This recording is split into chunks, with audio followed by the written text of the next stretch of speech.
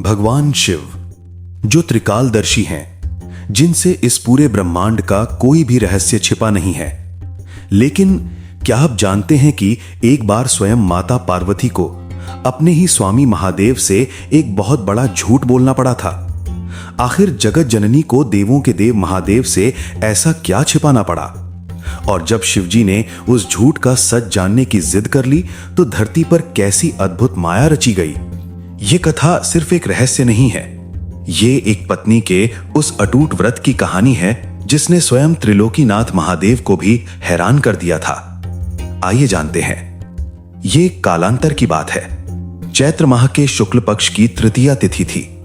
माता पार्वती ने भगवान शिव से आज्ञा ली और नदी के तट पर स्नान करने के लिए चली गईं। नदी का शांत तट, निर्मल जल और चारों ओर पूर्ण एकांत। स्नान के बाद माता पार्वती के मन में एक विशेष अनुष्ठान करने का विचार आया। उन्होंने अपने हाथों से नदी की बालू को समेटा और उसी बालू से एक सुंदर पार्थिव शिवलिंग का निर्माण किया। वो कोई साधारण पूजा नहीं थी, वो एक पत्नी की अपने पति के प्रति अटूट श्रद्धा और प्रेम का प्रतीक थी।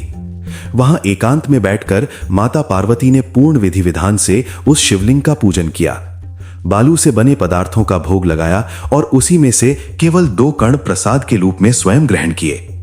देवी पार्वती की इस गुप्त पूजा और अपार श्रद्धा से भगवान भोलेनाथ अत्यंत प्रसन्न हो गए और तभी उस पार्थिव शिवलिंग से स्वयं भगवान शिव प्रकट हुए। उन्होंने माता को वरदान देते हुए कहा, देवी, आज के दिन जो भी स्त्री गुप्त रूप से मेरा पूजन और तुम्हारा ये व्रत करेगी, उसका पति दीर्घायु होगा, उसका सौभाग्य अटल रहेगा और जीवन के अंत में वो मोक्ष को प्राप्त करेगी। ये अटल वरदान देकर भगवान शिव वहां से अंतर्धान हो गए। लेकिन इस पार्थिव पूजा में माता पार्वती को काफी विलंब हो गया था। जब वे लौटकर भगवान शिव के पास पहुंची तो वहां देवर्षि नारद भी उपस्थित थे। भगवान शिव तो सब जानते थे, फिर भी लीला रचते हुए उन्होंने पूछा, पार्वती, आज तुम्हें लौटने में इतनी देर क्यों हो गई? अब माता पार्वती अपनी उस गुप्त पूजा का रहस्य किसी को बताना नहीं चाहती थीं। इसलिए उन्होंने कहा, हे नाथ, नदी के तट पर मुझे मेरे मायके वाले मिल गए थे, मेरे भाई और भौजाई। उन्होंने आग्रह किया कि मैं उनके साथ दूध भात खाकर ही जाऊं। बस उनका वही आग्रह मानकर मैं प्रसाद ग्रहण करके आ रही हूं। भगवान शिव मन ही मन मुस्कुराए।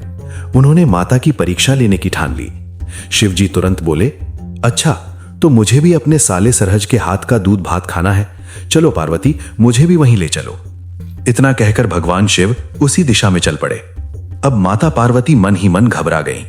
वहां तो कोई मायका था ही नहीं, वो तो एक वीरान नदी का तट था। माता पार्वती मन ही मन प्रार्थना करने लगी, हे भोलेनाथ, यदि मैं आपकी सच्ची पतिव्रता हूं तो आज मेरी लाज रख लीजिए, मेरे वचनों की रक्षा कीजिए प्रभु। माता इस भारी अंतर्द्वंद में भगवान शिव के पीछे पीछे नदी के तट तक पहुंच गईं। लेकिन जैसे ही उन्होंने वहां देखा, वो दृश्य देखकर वे स्वयं भी चकित रह गईं। जहां पहले वीरान तट था, वहीं अब एक विशाल और भव्य महल खड़ा था। जैसे ही भगवान शिव और पार्वती उस महल में प्रवेश करते हैं, माता पार्वती के भाई भौजाई और पूरा कुटुंब वहां खड़ा दिखाई देता है। सब भगवान शिव का भव्य स्वागत करते हैं, उनकी स्तुति करते हैं और अत्यंत प्रेम से उनकी सेवा करते हैं। महादेव भी उस आतिथ्य से इतने प्रसन्न हुए कि उन्होंने 2 दिन तक उसी महल में निवास किया। तीसरे दिन माता पार्वती ने वहां से लौटने का आग्रह किया, लेकिन शिवजी अभी और रुकना चाहते थे। अंततः माता पार्वती अकेले ही वहां से चल पड़ी और मजबूरन भगवान शिव को भी देवर्षि नारद के साथ उनके पीछे लौटना पड़ा। लेकिन कहानी अभी खत्म नहीं हुई। लौटते समय भगवान शिव अचानक रुके और बोले, अरे, मैं तो अपनी माला पार्वती के मायके में ही भूल आया हूं। यह सुनकर माता पार्वती घबरा गई। वे स्वयं माला लाने मुड़ी, लेकिन शिवजी ने उन्हें रोक दिया। उन्होंने देवर्षि नारद से कहा, देवर्षि, आप जाइए और उस महल से मेरी माला ले आइए। देवर्षि नारद तुरंत नदी के तट पर पहुंचे, लेकिन वहां पहुंचते ही उनके पैरों तले जमीन खिसक गई। वहां कोई महल नहीं था, कोई मनुष्य नहीं था। वहां तो एक घनघोर और डरावना जंगल था। चारों ओर हिंसक पशु घूम रहे थे। देवर्षि नारद अचरज में पड़ गए। तभी आकाश में भयंकर बिजली कौंधी और उसी रोशनी में उन्हें एक सूखे पेड़ की टहनी पर भगवान शिव की माला लटकी हुई दिखाई दी। देवर्षि नारद कांपते हुए हाथों से वो माला लेकर लौटे और भगवान शिव को सारा वृत्तांत सुनाया। उन्होंने पूछा, हे भोलेनाथ, ये कैसी विचित्र लीला है। वहां न महल है न कोई कुटुंब, वहां तो एक भयानक जंगल है। भगवान शिव मंद मंद मुस्कुराए। उन्होंने कहा, देवर्षि, ये मेरी लीला नहीं है, ये तो देवी पार्वती के पतिव्रता धर्म की शक्ति है। देवी अपनी पार्थिव पूजा को गोपनीय रखना चाहती थीं, इसलिए उन्होंने ये मायावी लीला रची। ये सुनकर माता पार्वती विनम्र होकर बोली, हे स्वामी, मैं किस योग्य हूं? ये सब आपकी कृपा का ही फल है। ये अद्भुत लीला देखकर देवर्षि नारद नतमस्तक हो गए।